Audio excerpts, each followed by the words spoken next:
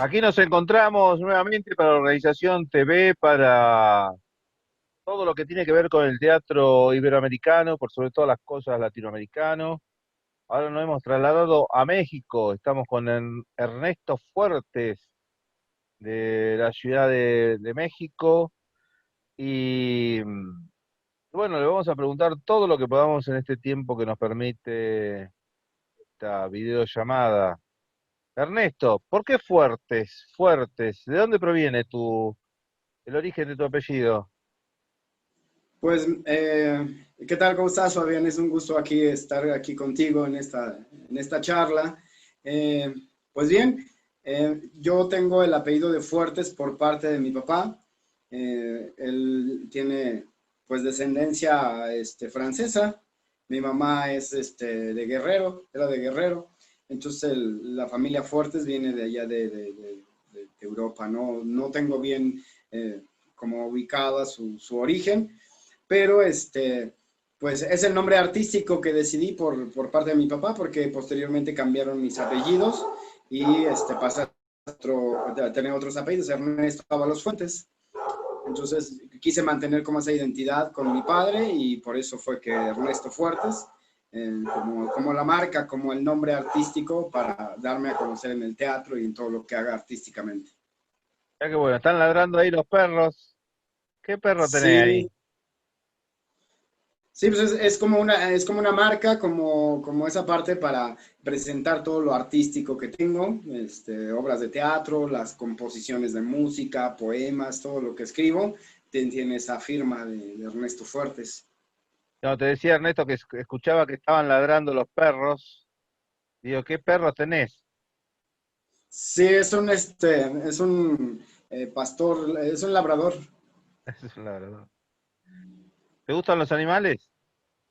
Sí, sí, desde niño me gustaban los perros, me gustan los gatos. A mí me apasionan mucho las águilas, los jaguares, son como animales muy exóticos. Inclusive las serpientes se me hacen como muy interesantes los animales. ¿Y aplicás algo que tiene que ver con... Yo tenía un director de teatro en una universidad que trabajaba, que se la pasaba observando animales y luego lo aplicaba al teatro. ¿Vos hacés algo parecido o no? Sí, también arribamos a algunos elementos del animal visual, como lo planteaba en algún momento Stanislavski también, esa parte. A final de cuentas, nosotros como seres humanos tenemos la capacidad de mímesis y adoptamos conductas de los animales que inconscientemente nos atraen por algo, ¿no? Cada quien, si tú te das cuenta en las personas, podemos ver como un rasgo de algún animal que nos caracteriza. Extrañamente, quién sabe por qué, pero así pasa. Claro.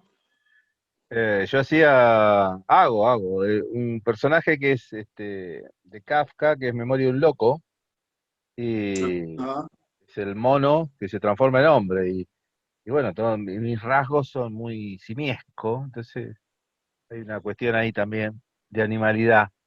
Decía también Sí. que bueno, nosotros somos animales y que pretenciosamente nos llamamos humanos. Así es. ¿Cómo fue que incursionaste y empezaste a transitar el camino del teatro? Híjole, pues fue por accidente. Fui a una exposición, una mega exposición de diferentes actividades. Vendían ropa y zapatos y había un stand que decía taller de teatro. Ahí me acerqué y me invitaron a participar y en mi primera obra, que fue Dios de Woody Allen, me tocó ser un personaje de un soldado. Eh, Me gustó bastante ese encuentro con el público, toda esa magia que se genera, toda esa eh, circunstancia dada entre el espectador y el actor y me gustó. Y de ahí fui practicando más. Dejé un poco el teatro por mi primera relación que me junté y dejé de hacerlo y lo volví a retomar después de mi divorcio y estudié la carrera en la academia del maestro Sergio Jiménez aquí en la Ciudad de México. Estaba también como maestro Armando Quiñones. Él fue pues, mi máximo maestro de actuación aquí en México. Vos nombraste a Woody Allen, Dios, la obra, la que se ahorca el actor al final. Sí, Eh, exacto.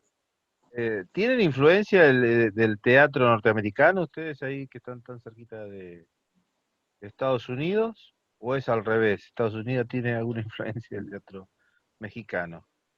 Yo creo que más Estados Unidos.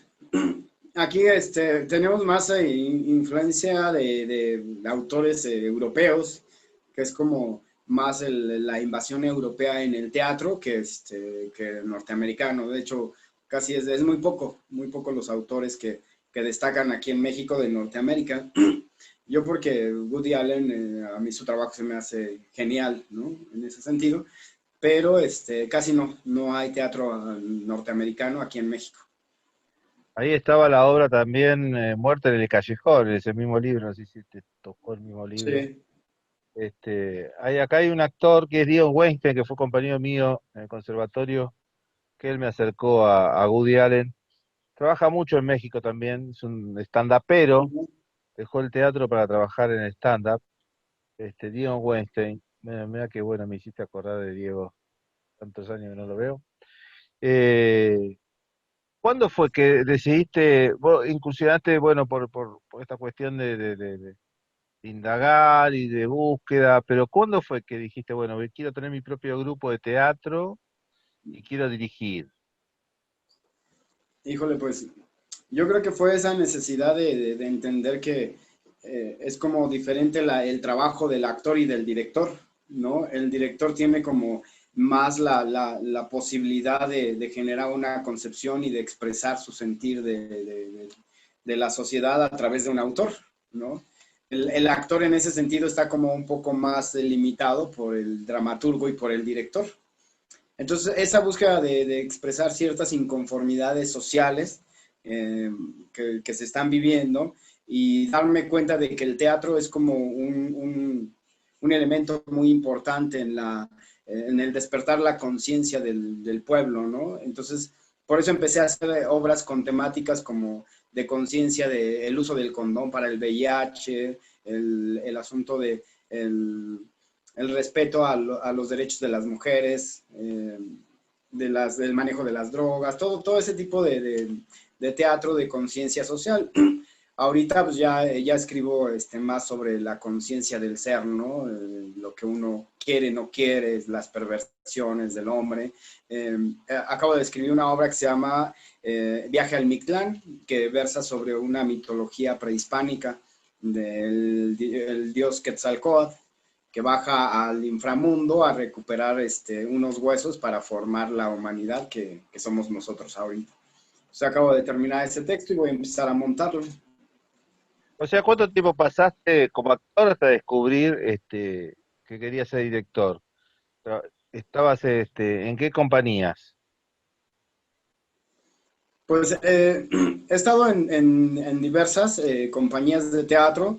Estuve en el CCA, en el Centro Cultural Azcapotzaltongo, en la Compañía de Artes Escénicas de Atzapán de Zaragoza, en Fusión Escénica, en Fusarte, en la Compañía de la UAM, en la Compañía de Viento y Roca, y empecé yo a hacer mi propia compañía. Para eso pasaron como un promedio de 10 años en ese trabajo de actor y de ese proceso, para empezar a arriesgarme a hacer como mi primer trabajo como director, ¿no? Esa parte fue pues fue el arriesgarse, porque a final de cuentas no tenía yo como el conocimiento, ni el estudio, ni la preparación como director de escena, pero era el querer hacer una obra, el querer dirigir un grupo de actores. Entonces hago una convocatoria, llegan los actores y montamos una obra, ¿no?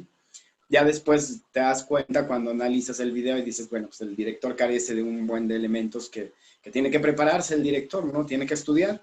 Entonces, pues empiezo yo en esa preparación a tomar cursos, diplomados en dirección escénica y en el aspecto de autodidáctico, ¿no? A través de los grandes directores en el mundo, pues empiezo a crear pues esa formación y empiezo a hacer mis propuestas de dirección escénica ya un poco más construidas, más sólidas.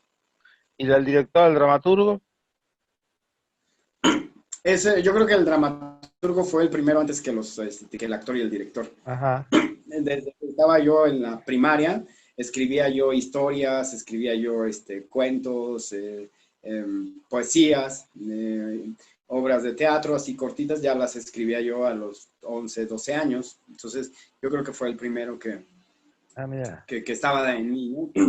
Y ya conforme fue pasando el tiempo, pues empecé yo como entre director y dramaturgo a entender las necesidades del contexto y decir, bueno, pues necesitamos obras que vayan de entre 2 o 3 personajes por la cuestión económica, por la cuestión de producción, por la cuestión de facilidad, por muchos aspectos que pues que me funcionaron como director, porque no es lo mismo llevarte de gira a 20 actores que llevarte a 2 y el asistente y el director. Somos 4 en un carro, pues nos íbamos, ¿no?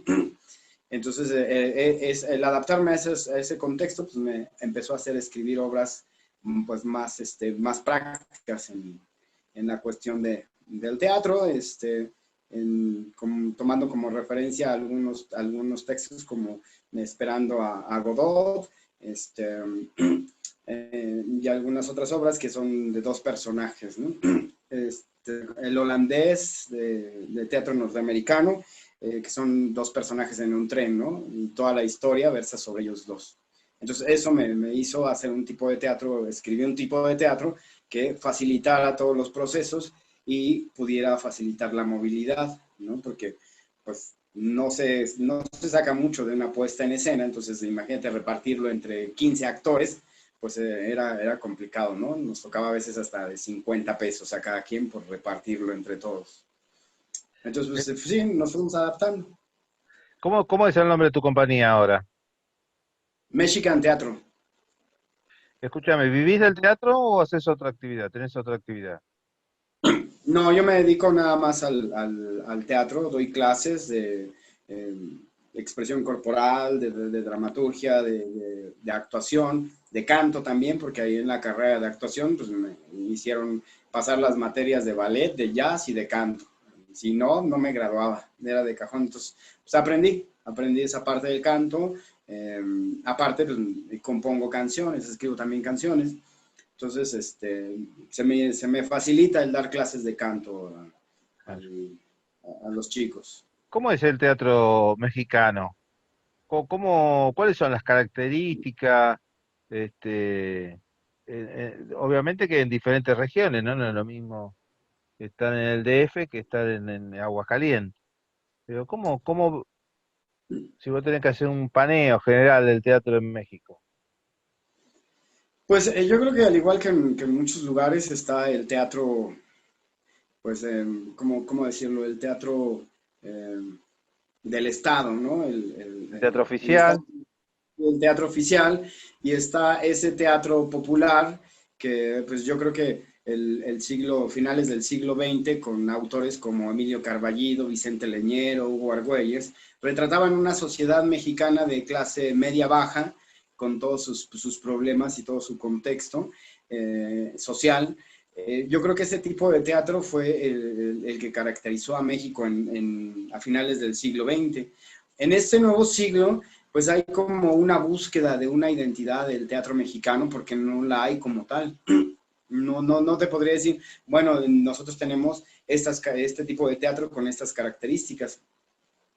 A finales del siglo XX, con estos autores que te digo, pues sí estaba bien definida como la ruta, las características de las obras de teatro que escribían estos autores, porque reflejaban esa problemática social, eran como un poco iban como en contra del sistema de gobierno y retrataban a la sociedad en toda esa miseria que se vivió y bueno, se sigue viviendo, ¿no? Pero era como ese teatro característico de México, ¿no? Y tenemos ahí al maestro Vicente Leñero, que digo, Emilio Carballido, que es uno de los autores que más se ha traducido en todos los países, y retrata justamente ese tipo de teatro del teatro de las vecindades, el teatro del México de clase trabajadora, de clase social media, y la crítica hacia la burocracia. Ese es el tipo de teatro que nos podría caracterizar en el mundo, ¿no? ¿de dónde absorbe todo lo que tiene que ver? Ustedes son muy fuertes, todo lo que tiene que ver con, por ejemplo, Televisa y las novelas y las grandes producciones. ¿De dónde absorben los actores estas compañías? Eh, pues son grandes empresas, tanto Televisa como TV Azteca y ahorita que está Netflix, que es otra empresa, pues buscan cierto prototipo o cierto estereotipo para sus producciones. Es decir, a veces ni siquiera los actores tienen que tener como una preparación, ¿no? O sea, te dan el casting y dices, está bonito, lo vamos a meter en esta telenovela. Y es como toda una pequeña industria comercial que pues saben el negocio y saben lo que venden, ¿no? Entonces, pues los actores que tienen su licenciatura y que son egresados, pocas veces tienen como el acceso a ese tipo de empresas. Es más, Ah, es más complicado. yo pensé que, yo sí, he tenido amigos que han trabajado ahí en Televisa. Pensé que para los actores era un lugar de financiamiento, así como en Argentina fue en su momento un productor que acá se llamaba el zar de la televisión, que era Migré, que era una industria de la ficción y daba mucho trabajo a los actores de teatro independiente, por sobre todas las cosas, figuras nuevas, y era como una forma de salida laboral para los actores. No lo es así, la TV Azteca, ni Televisa, ni Netflix. Sí es una empresa, pero tienen así sus estereotipos, ya tienen como su casting y saben, ya hay bastante demanda en esa cuestión, ¿no? Los que llegan a financiar el teatro independiente es, por ejemplo, Conaculta, el FONCA, el IMBA, la UNAM, son como los que llegan a crear como programas que beneficien al teatro independiente, ¿Y esos ¿no? programas son del Estado? Es correcto, el Estado tiene como cierto presupuesto para las asignaturas de cultura y no solamente en teatro, también en danza, en artes visuales, tiene como esa parte de generar esos programas para apoyar a los artistas independientes. Los grupos de teatro independiente generalmente, o sea, por ejemplo, un actor de un pueblo, de ahí, de una provincia, de México, quiere dedicarse al teatro, trabajar, dedicarle las 24 horas y además poder sobrevivir. Eh, ¿cómo se financia? Es un poco complicado esa parte, porque actualmente nosotros tenemos que prepararnos, no solamente como actores o directores de escena para una compañía, sino tenemos que tener un enfoque empresarial. Si queremos vivir del teatro, tiene que cambiar como esa postura. A ver, vamos a hacer una empresa y como tal una empresa, pues más del 70% le toca la parte administrativa, quien vende las funciones, quien hace las gestiones de los teatros, quien se encarga de toda la publicidad, el marketing, y ese 30% que es el producto artístico, que es la obra de teatro, que es la que se va a vender. Pero todo ese 70% nosotros tenemos que saber como directores cómo funciona, porque muchas veces nos engañan, nos chamaquean, nos ven la cara y nos mienten. Entonces el director tiene que tener como noción de todas esas áreas para poder generar una empresa cultural. Y ya en esa empresa cultural, tú te das de alta en Hacienda y puedes ir a los festivales que están en diferentes municipios o estados a ofrecer tu trabajo como empresa cultural, que es muy distinto. Como empresa cultural, te vendo una obra de teatro, tengo 5 obras de teatro, ¿cuál te interesa? Son estas temáticas, que decir, bueno, soy una compañía de teatro que tiene estas obras de teatro, ¿no? ¿Cuál te interesa? No te toman como en cuenta, ¿no? El término empresa cultural, estamos hablando de que pues hay una negociación, hay impuestos y inclusive los municipios de aquí te piden que te des de alta como proveedor, ¿no? Hay que pagar, ¿no? Uno como proveedor tiene que pagar como 1,000 pesos para que te den tu cédula y que ya el municipio pueda comprarte tu obra de teatro. Tiene sus ventajas porque si el municipio tiene que invertir en cultura, va a invertir sobre sus proveedores. Así tengamos 20 compañías y las compañías no están dadas de alta como proveedores, no les van a comprar sus productos, sus obras de teatro. Entonces, esa parte empresarial, pues se requiere las compañías asesorar en esa cuestión de cómo se maneja esa parte. Porque muchas veces nosotros como directores nos metemos en lo artístico y la composición y todo el concepto y la obra de arte, pero nos olvidamos de la parte más importante que es que esa obra de arte pues se tiene que vender. Si no, no ganamos. Pues vamos a invertir 200,000 pesos en una puesta en escena y pues vamos a vender 10,000 pesos, no es redituable, no deja nada. Entonces, sí tenemos como hacedores de teatro tener esa visión empresarial si queremos vivir del teatro, porque hay quien hace de teatro de integración social y pues no pasa nada, no puede estar haciendo su trabajo de manera gratuita y no le va a afectar en lo más mínimo, ¿no? Porque tiene otras actividades. Pero ya si lo manejamos de manera profesional, como un oficio para ganar dinero, sí se requiere de esa parte de asesorarse de manera empresarial. Ernesto, para que podamos entenderlo, porque esto lo van a ver de diferentes países, 200.000 pesos, ¿cuántos dólares son? Me gustaría preguntarte cuántos pesos argentinos o cuántos reales brasileros o cuántos pesos Uy, chilenos, pero tenemos que hablar pues en dólares. 200, si el dólar está 25 pesos, el dólar, estamos hablando que son como 2,500 dólares. 2.500 dólares, está bien. Así nos Ajá. vamos interpretando en el cambio. ¿Ustedes tienen sindicatos? ¿Cómo se organizan? Hay sí está el sindicato de Lambda, ¿El que es sindicato de? de Nacional de Actores, ajá, que es el que se encarga de representar a los actores, ¿no? Eh, de que se respeten su llamado, sus horas que corresponde al llamado, el contrato, quién hace los cobros y hay que pagarle al sindicato su cuota, ¿no? Y hay asociaciones enfocadas al teatro, pero un sindicato de gente de teatro no la hay, ¿no? ¿Y esas, No existe. esas asociaciones que son a nivel nacional? Este, pues hay asociaciones que pueden ser locales a nivel nacional.